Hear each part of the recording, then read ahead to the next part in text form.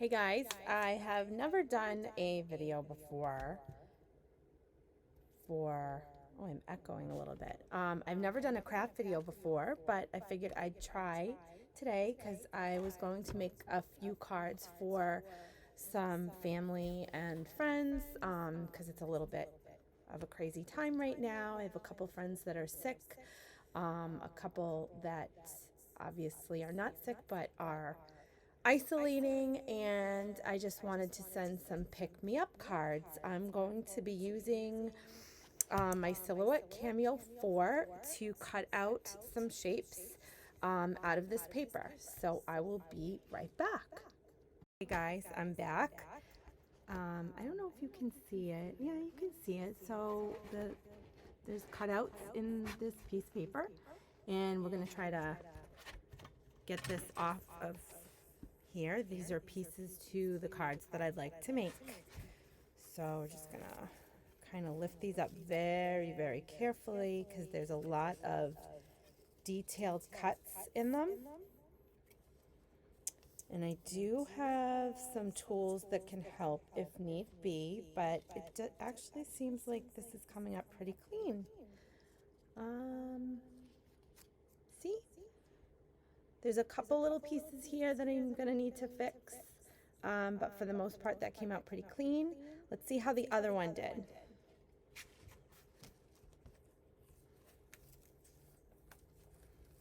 Let's peel this up again very, very gently. It actually took me a couple of times to figure out the settings for this cardstock. This is a very detailed cut, so kind of had to play with it a little bit, but actually I think that came out pretty good. My goal is I'm going to be putting these onto a card base. But first I'm going to show you how I get all these little, see, some of the holes are still filled in. So I have this little tool from Tim Holtz. It's a little needle, and this little foam thing I got from Stampin' Up! Years and years ago. And that's going to help me kind of just poke these little guys out, just so we have all of the cuts out. I have a tweezer too that can help. This is from EK Tools, and this can help get out these tiny little pieces of paper that I don't want in here. There we go.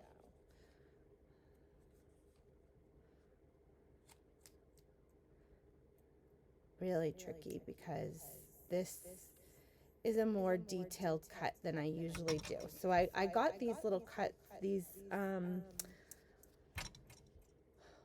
little frames off of the Silhouette Design store. There's actually a big sale going on probably because of what's going on in the world today. Okay, that looks pretty good to me. Okay, so let's do card number 1. This is where the fun part comes. I'm gonna just put my little tools away. Actually, this is really sharp, so you gotta always make sure to put the sharp things away. So we've got abandoned coral, spiced marmalade, mustard seed, and crushed olive. And I have these great little brushes. They almost look like makeup brushes from this place. This is the Picket Fence Studios. They came in this little bag, a whole different variety. So we have 4 different colors, so we're going to use 4 different brushes. And we're going to brush this ink right on. Roll my brush around in the ink. Real good, so I can get enough ink on it. And then pressing really lightly, because I don't want it to be dark. Just bring it down a little bit. And if you want it a little darker, you can just dip it back in again.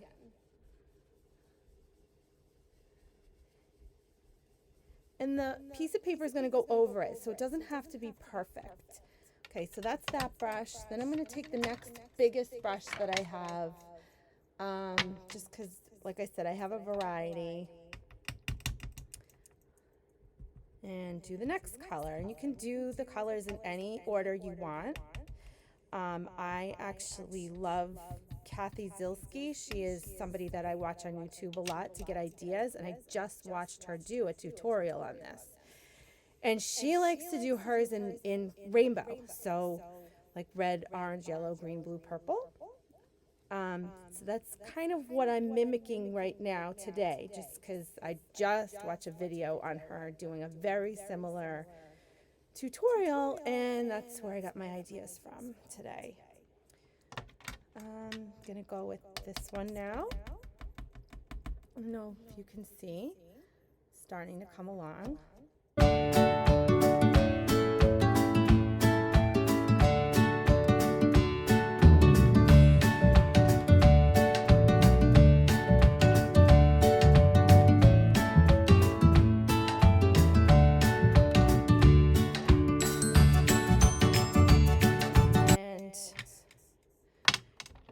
Blend that yellow a little bit more,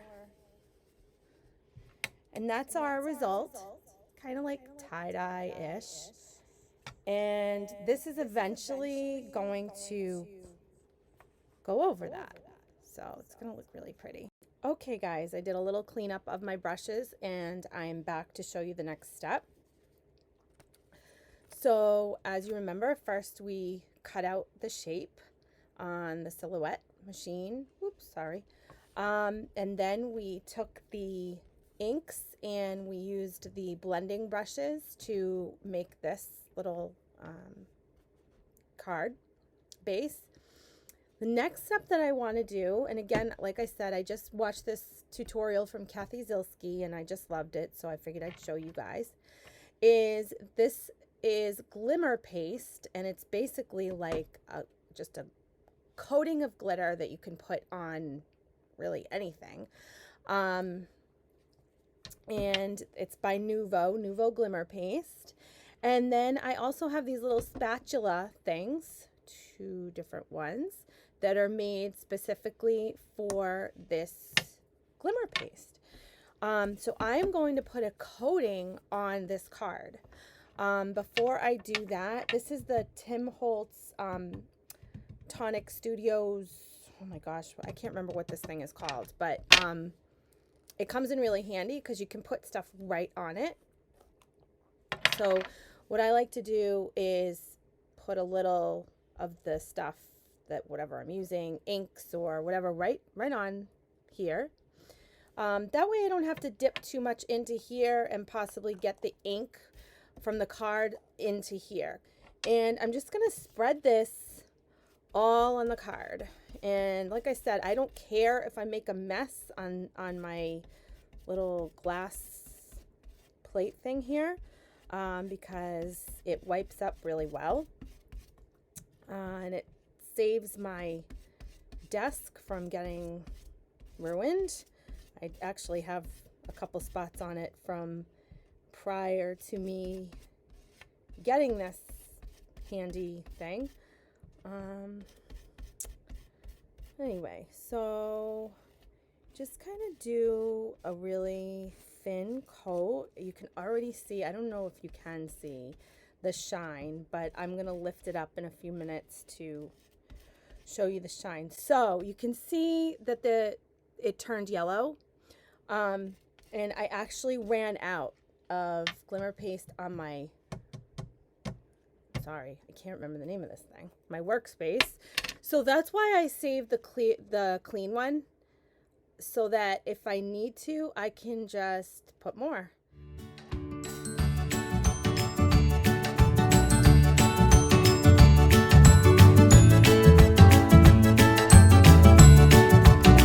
So while the other one dries, like I said, I've already got one here that is already dry, and I have the other shape. So this is going to be put together eventually, kind of like that. Oh, that's so pretty. Oh my goodness. But first I want to put a little stamp sentiment on this so that it says something on the front. So I'm going to put that aside for now.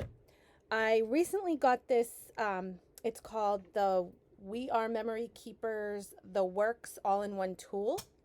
So this is kind of cool. It does a lot of different things. It trims, it makes banners, it does all kinds of things. But what I'm going to use it today for, I've already used it a ton of times just to trim some of the paper, including this little piece of paper. I am going to lift it up just a little so you can see. I have a little piece of paper magneted, I don't know, onto this. This is magnetic. And that's going to help me position the stamp. So let me put this back up so you can see this. This is called, this is a set of stamps by Hero Arts. And I'm going to use the, it took me a while to think about which one I was going to use. I think I'm going to use the Just a Note ... or Just Because. I think Just a Note. So I'm going to take that out.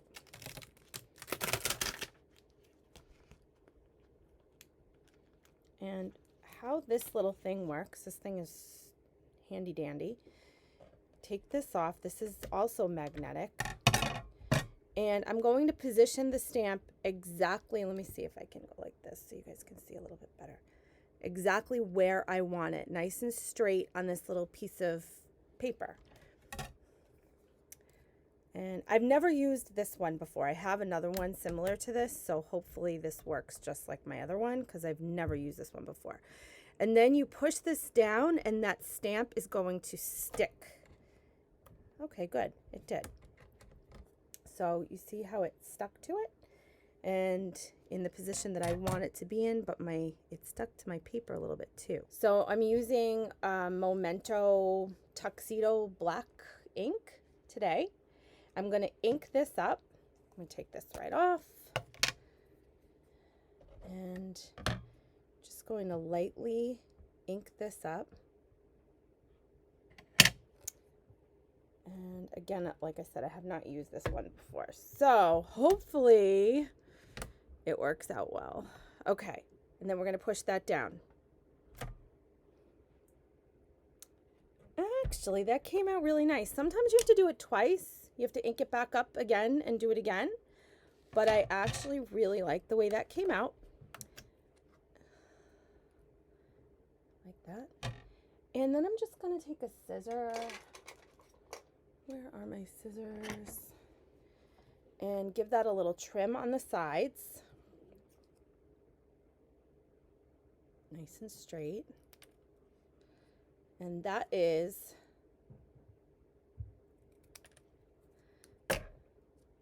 my little sentiment. Sorry, I don't know where the center of the camera is. Okay.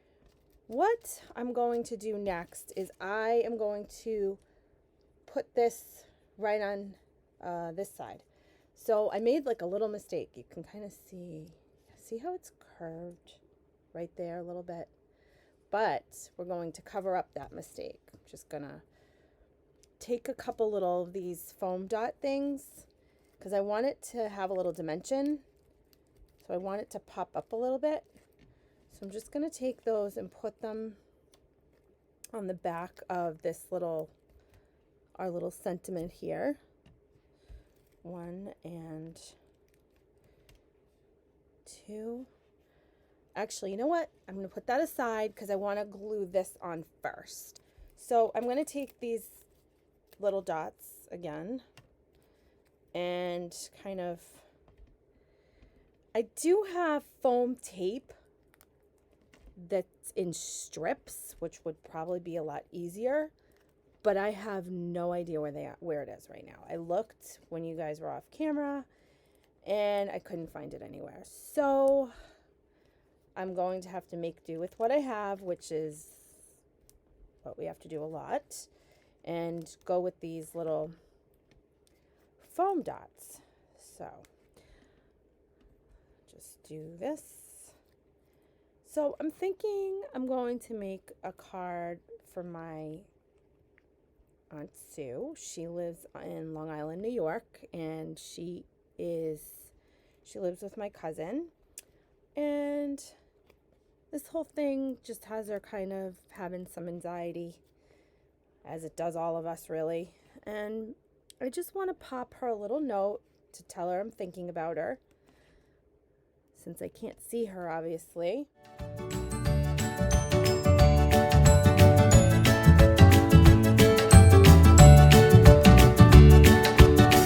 What I think the best thing to do is lay this flat, whoops, and lay this kind of on top of it.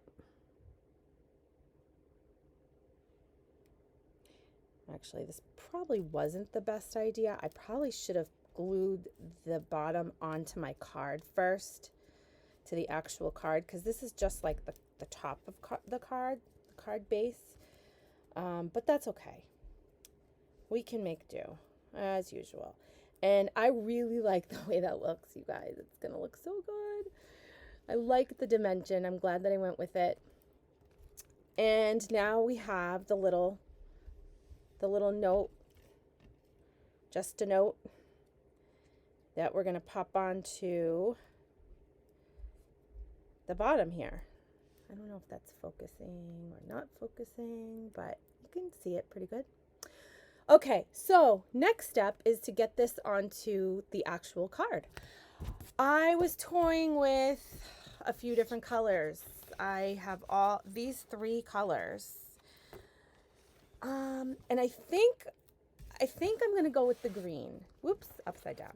Because it's just really springy, and it's spring. So I hope, let's see. So we've got that color. I'm just looking. Oh, I really do like the purple too, though. Oh my goodness. This one's So it's between this. I wish I had you guys live, because I'd take a vote. And this. I'm going with the green. It's springy. A basic card is usually 4 1/4, right? Oh my gosh, now I'm losing it. Yeah, 4 1/4 by 5 1/2. So we're going to go with 4 1/4, and I'm going to go all the way down, because 5 1/2 plus 5 1/2 is 11, and this is an 11-inch piece of paper the long way. Now, why does that look so narrow? Nope, that's perfect. Okay, I'm in the 5 1/2, and I'm going to just give it 2 good, see, and then you fold it in half, and then you take the bone folder and you just kind of go like this with it to make it nice and flat. Okay, so it's going to open up this way. But we are on the last step. So we have this card, and we have this, and I cut it in such a way so that there's going to be a little border around the card, around the front of the card, just to show that pop of green in the front of the card. Okay, guys, I'm back. I don't know what happened to my video the last time, but I just wanted to show you the last part. And like I said, I should have probably glued this onto the card first before adhering this front part with the dimension, just because it's going to be a little hard to push it down, but that's okay. So we're just going to take a little tape runner. There's a lot of different kinds you can get. I actually don't usually use this kind. I usually use what's called an ATG gun that I love, but I couldn't find it. I don't know where it is. I think it might be upstairs somewhere. We've got some glue on there, and I'm just going to adhere it. I need to stand up for this. I always like to stand up. I like to put it on my thing straight, nice and straight. So I want a little border around it to show that pop of green, and just push on it real lightly, because we do have that dimension with the foam dots. And whoops, voila, that card is finished. And I really do like the way it came out. And then I'll write something on the inside in handwriting. And I will put one of these on the back, a little handmade or made with love or something. I'll stamp something right on the back, okay? But I don't need to show you that part. I hope you enjoyed that little card tutorial, and as always, ask me any questions. Bye.